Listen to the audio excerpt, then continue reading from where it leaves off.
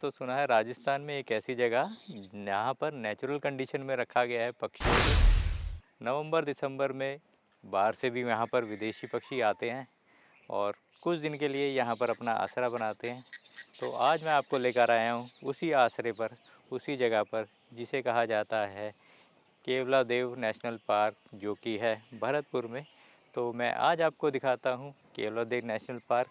तो मेरे साथ देखिए कि अगर आप यहाँ पर आते हैं तो उसके लिए क्या आपकी फ़ीस रहेगी और आप यहाँ पर क्या क्या देख पाएंगे। तो चलिए शुरू करते हैं इस सफ़र को।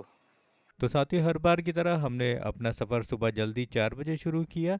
अगर आप जाते हैं दिल्ली से भरतपुर बर्ड सेंचुरी तो आपका टोटल डिस्टेंस रहता है तकरीबन 200 से 250 किलोमीटर, जो अलग अलग रूट के हैं, जिसको तय करने में आपको 3.5 से 4 घंटे अराउंड चाहिए आपको। इसके अलावा अगर आप ट्रेन से आते हैं तो फास्टर ट्रेन आपको 2 घंटे में पहुंचा सकती है, और बस की भी यहाँ पर आपको रेगुलर सुविधा मिल जाती है। यहाँ का जो रेलवे स्टेशन है भरतपुर जंक्शन, वो यहाँ से मात्र 2 किलोमीटर दूर है। तो अगर आप ट्रेन से भी आना चाहें तो बहुत ही आसानी से आप भरतपुर बर्ड सेंचुरी पहुँच सकते हैं। तो हम भी लगभग पहुँच ही गए हैं भरतपुर बर्ड सेंचुरी। सामने मुझे एक एंट्री गेट भी दिखाई दे रहा है, और इसके बाद हम आपको रूबरू होते हैं भरतपुर बर्ड सेंचुरी जाकर। तो साथियों, हमें केवलादेव नेशनल पार्क के गेट नंबर 1 के पास, मेरे पीछे ये है गेट नंबर 1। आप यहाँ पर आते हैं और यहाँ से अंदर जाकर आप टिकट लेते हैं। अगर आप आ रहे हैं अपने प्राइवेट व्हीकल से तो गेट नंबर 2 इससे थोड़ा सा ही आगे है, 100 मीटर पर। वहाँ जाकर आप गाड़ी अपनी पार्क करेंगे। मैं आपको पार्किंग की भी वहाँ की जानकारी दे दूँगा। होता ऐसा है कि आप यहाँ से आते हैं और अंदर जाते हैं तो गेट नंबर 1 से जैसे ही आप लेफ्ट में जाएंगे तो आगे है टिकट काउंटर, जहाँ पर आपको साइकिल और यहाँ के लिए टिकट दोनों मिल जाएगी। एक बोनस टिप आपके लिए है, अगर आप लेते हैं ई साइकिल तो आपको बाहर से ही ई साइकिल मिल जाएगी। 50 रुपये आपको एक्स्ट्रा देने पड़ेंगे 4 आवर के लिए। जो ई साइकिल है आपको पैडल मारने की उसमें कम ज़रूरत पड़ेगी, जबकि नॉर्मल साइकिल आपको धकेलते धकेलते लेके जानी पड़ेगी। तो साथियों, थोड़ा ज्योग्राफिकल स्ट्रक्चर समझा देता हूँ। होता है कि आप सामने की तरफ से मेन गेट से एंट्री करते हैं। एंट्री करते ही ये जो दिखाई दे रहा है ये है यहाँ का टिकट काउंटर। टिकट काउंटर के बगल में ही आप यहाँ से ही साइकिल ही लेते हैं, और आप जब इसके परली साइड मतलब अपोजिट आएंगे तो यहाँ पर आपको मिल जाएंगे ई रिक्शा। जो ई रिक्शा लेकर आप जाते हैं और घूम सकते हैं अंदर। और इसके थोड़ा सा और आगे 100 मीटर आगे बढ़ते हैं तो वो है यहाँ की पार्किंग। आप अपना प्राइवेट व्हीकल यहाँ पर नहीं लेकर आ पाएंगे। आपको अपना प्राइवेट व्हीकल अंदर ही पार्क करना पड़ेगा और यहाँ से साइकिल या ई रिक्शा लेकर ही आप अंदर जा सकते हैं। कुछ लोग मैंने देखा कि तांगे पर भी जा रहे थे। तो साथियों, ये है यहाँ का टिकट काउंटर। अगर आप इंडियन नागरिक है तो आपको देने होंगे 155 रुपये। स्टूडेंट के लिए 62 रुपये की यहाँ की टिकट है। नॉन इंडियन सिटीजन, अगर आप विदेशी नागरिक हैं तो आपको देने होते हैं उसके लिए 959 रुपये आज की तारीख में। तो साथियों, टिकट काउंटर के सामने ही जब आप आते हैं तो इसके दूसरी साइड में ये जो एरिया दिखाई दे रहा है, आपको यहाँ से ई रिक्शा भी मिल जाएंगी जिस पर बैठकर आप यहाँ पर विज़िट कर सकते हैं। इसको विज़िट करने के लिए पर आवर आपको देने पड़ेंगे 300 रुपये। इसके अलावा आपको यहाँ पर साइकिल भी रेंट पे मिल जाएगी। तो हमारा डिसाइड हुआ है कि हम साइकिल पर जाएंगे अपनी मर्ज़ी से घूमते हुए। तो हमने टिकट काउंटर के बगल में ही यहाँ से ली है साइकिल का टिकट, और अब हम जा रहे हैं अपनी साइकिल लेने। तो साइकिल लेकर हम बढ़ते हैं आगे और जाकर देखते हैं भरतपुर नेशनल पार्क। तो साथियों, यहीं पास में हमने अपनी छाटी साइकिल और फिर हम निकल पड़े आगे के सफ़र पर। तो साथियों, हमने ली टिकट, और टिकट लेकर हम जैसे ही आते हैं तो हम आ जाते हैं इस रोड पर।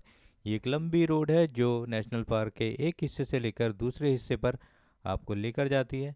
होता ऐसा है कि आप इस रोड से चलते हुए जाते हैं, आपको लेफ़्ट और राइट ट्रेल्स मिल जाएंगे जहाँ पर कच्चे रास्तों से होते हुए आप जाते हैं, और आप पक्षियों को और भी पास से जाकर उनके नेचुरल इन्वायरमेंट में देख पाते हैं। तो साथ ही 29 स्क्वायर किलोमीटर में फैला ये केवलादेव नेशनल पार्क। यहाँ पर अगर आप आते हैं तो यहाँ आने के लिए आपका जो बेस्ट सीज़न रहेगा वो रहेगा दिसंबर और जनवरी। जयपुर की गर्मी से आप वाकिफ़ ही हैं, तो यहाँ आने के लिए दिसंबर और जनवरी आपका बेस्ट सीज़न है। आप यहाँ पर आएँ और हमारी तरह ही आप साइकिल हायर करें, और इन रास्तों का मज़ा लेते लेते आप सड़क के दोनों तरफ देखते हुए जाएंगे। तो आपको यहाँ पर बहुत सारे माइग्रेटेड पक्षी इस मौसम में मिल जाएंगे। आप यहाँ पर क्रेन्स वगैरह देख पाएंगे।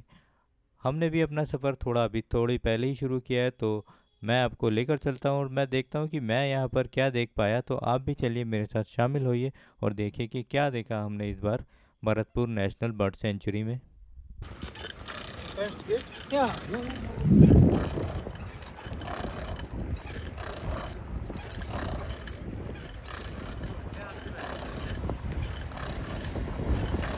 जैसे जैसे आप आगे बढ़ते हैं नज़ारा बार बार बदलता दिखाई देता है। आपको कहीं पर पानी दिखाई देता है, किनारे हरे भरे पेड़ दिखाई देते हैं, और कहीं पर आपको दिखाई देता है ये काई से भरे हुए तालाब, जिनके किनारे पर आप बहुत सारे पक्षियों को झुंड लगाते हुए देख भी पाते हैं।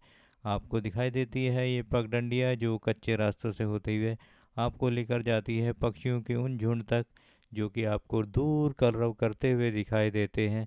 इसके अलावा आपको दिखाई देते हैं ये कमल के फूल के पत्ते। यहाँ पर मैंने देखा है कि कई जगह पर कई बार ऐसी बदबू सी भी आती है, ऐसे लगता है कि हम कहीं चमगादड़ों के क्षेत्र में पहुँच गए हैं।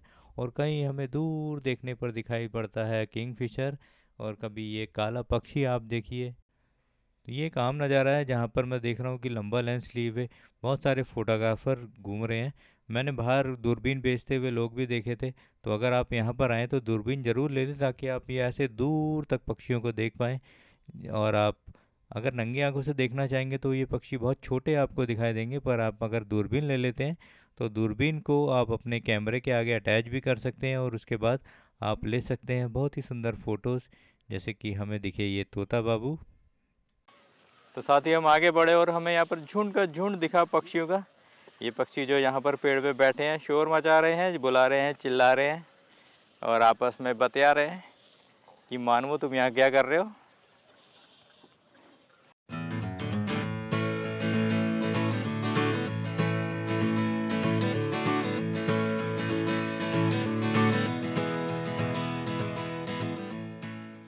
तो जसविंदर जी, आप क्या सोच कर आए थे यहाँ पर कि आपको क्या देखने को मिलेगा?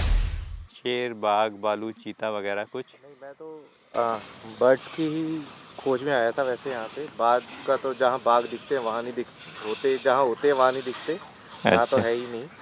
पर हाँ, बाघ पक्षियों की अच्छी प्रजाति दिखने को मिलती तो है। कुल मिला के आप खुश हैं यहाँ पर आके? हाँ, खुश हैं, पर नज़ारे जैसे चाहते थे वैसे है नहीं। जंगल है तो जंगल पे तो नज़ारे फिर जंगली टाइप के ही होते हैं। पर हाँ, बेटर है वो, आगे थोड़ा सा हमें और नज़ारे मिले देखने को। चलो फिर आगे चलते हैं, आगे बढ़ते हैं। तो साथियों, पार्क के हिस्सों में आते ही लैंडस्केप कम्प्लीटली ग्रीन नज़र आता है। पानी की सरफेस पर एल्गी और एक्वेटिक वेजिटेशंस की थिक लेयर जम चुकी है। दूर तक सिर्फ हरा रंग ही हरा रंग आपको दिखाई देता है, जो एक्चुअली वेटलैंड इकोसिस्टम का नेचुरल पार्ट है।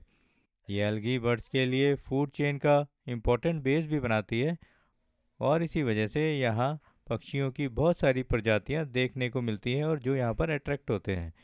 इस तरह के शैलो और vegetation covered water areas migratory birds के लिए रेस्टिंग और फीडिंग के लिए आइडियल प्लेस भी होते हैं। भरतपुर सेंचुरी के ये वेट फील्ड्स, ये वेटलैंड्स इसी बायोडाइवर्सिटी का एक मेजर रीज़न भी है। यहाँ पर आना और आकर पक्षियों को देखना एक बहुत ही मनमोहक एहसास देता है। आप मेरे सामने उस क्रेन को उड़ते हुए अभी देखते हैं। आप देखते हैं कि कितने सारे यहाँ पर पक्षी हैं जो पेड़ पर बैठे हुए हैं, और यहाँ पर बड़े बड़े लेंस लिए हुए सूरमास आते हैं जो कैप्चर कर लेना चाहते हैं इन पक्षियों के हर एक मोमेंट को अपने कैमरे में। तो हम भी थोड़ी देर यहाँ पर टाइम बिताएंगे और इसके बाद हम बढ़ेंगे आगे।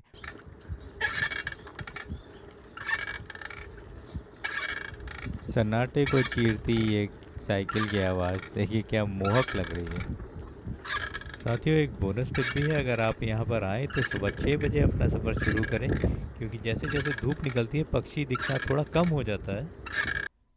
यहाँ पर मधुमक्खी का छत्ता भी हमें दिख गया जो कि कहीं से गिर गया है, शुगर है कि मक्खियाँ नहीं है।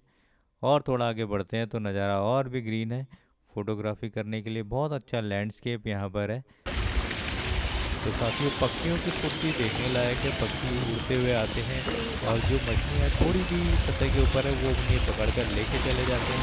इसके अलावा कुछ पक्षी हमने देखा कि जो यहाँ पर बैठे हैं और डुबकी लगाकर नीचे जाते हैं और मुँह में चोंच में दबाकर कुछ मछली लेकर आते हैं।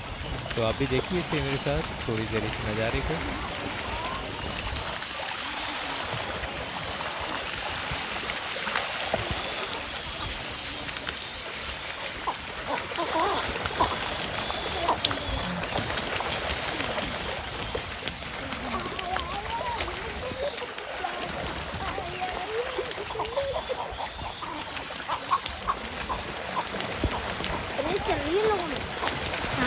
खाना पकड़ रहा हूँ, खाना। राम को ठंडक में नहाना है, नहीं भी फीलिंग चाहिए।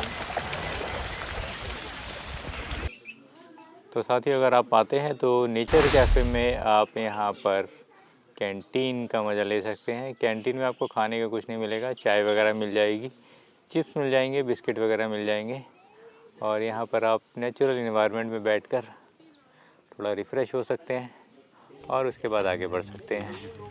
हम भी थोड़ी देर यहाँ बैठेंगे, चाय पियेंगे और उसके बाद आगे की तरफ बढ़ेंगे।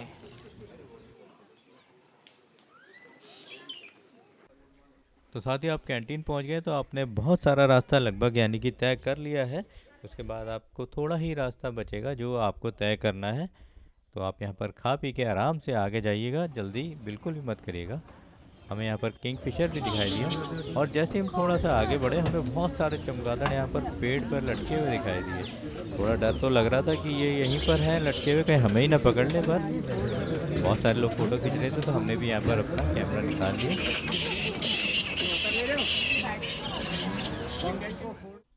और यहाँ पर है केवलादेव मंदिर, जहाँ पर लोग दर्शन करते हैं। हम भी दर्शन कर कर आते हैं और आपसे रूबरू होते हैं। मंदिर के पास ही यहाँ पर एक मचान भी है, ऊंची सी एक मचान, जहाँ पर आप 360 पैनोरामिक व्यू देखते हैं पूरे केवलादेव नेशनल पार्क का। तो कुछ इस प्रकार का नज़ारा आपको दिखाई देता है अगर आप यहाँ पर मचान से देखते हैं। चारों तरफ दूर तक पानी, पहाड़ ही नज़र आते हैं। और ये मंदिर जहाँ पर अभी हम गए थे, तो ऐसा कुछ एक नज़ारा आपको यहाँ पर दिखाई देता है। टोटल चारों तरफ हरियाली है, पानी है, और मैं दूर देखता हूँ तो शायद कुछ लोग वहाँ पर बोटिंग का भी मज़ा ले रहे हैं। हम आए पर हम बोटिंग वगैरह तो नहीं देख पाए किसी को करते हुए। अब हम भी जाते हैं नीचे और बढ़ते हैं आगे। ई रिक्शे के अलावा यहाँ पर इलेक्ट्रिक्स गाड़ियाँ भी हैं, जिस पर लोग एक बार में आते हैं सवार होकर, यहाँ की यात्रा का आनंद लेते हैं।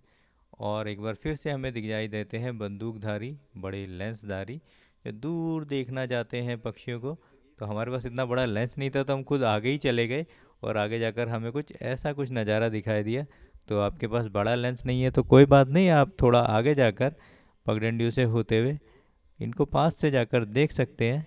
जैसे कि हमें दिखाई दिया ये सारे काले पक्षी जो एक साथ बैठे हुए यहाँ पर धूप सेक रहे थे। तो मैं चलता हूँ वापसी की तरफ और धीरे धीरे अपना वीडियो यहाँ पर एंड करेंगे। तो साथियों, कम से कम हमें 2 घंटे हो गए यहाँ पर घूमते घूमते। 2 घंटे में हमने साइकिल से अभी तक काफ़ी कुछ घूम लिया है। जब भी हम आते हैं तो हमें दूर दूर तक पक्षी दिखाई देते हैं। काफ़ी सारे हमें यहाँ पर प्रोफेशनल फ़ोटोग्राफ़र भी दिखे जो अपने जूम लेंस लेके आए हुए हैं और जिससे वो दूर तक देख पा रहे हैं। एक फ़ौजी भाई भी हमें मिले जो बता रहे थे अपना एक्सपीरियंस कि उन्हें एक पक्षी की नीली आँख दिखाई दी। तो हम भी किसी नीली आँख को खोजते हुए बढ़ चल रहे हैं आगे।